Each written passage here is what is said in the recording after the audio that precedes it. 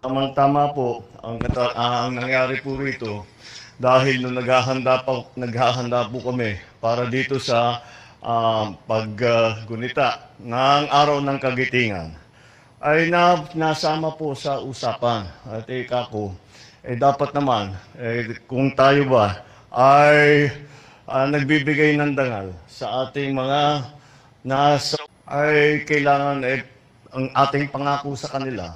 At ay lagi natin sinasabi, kahit ano pang mangyari, mga pamilya ay aalagaan natin, hindi po namin pababayaan.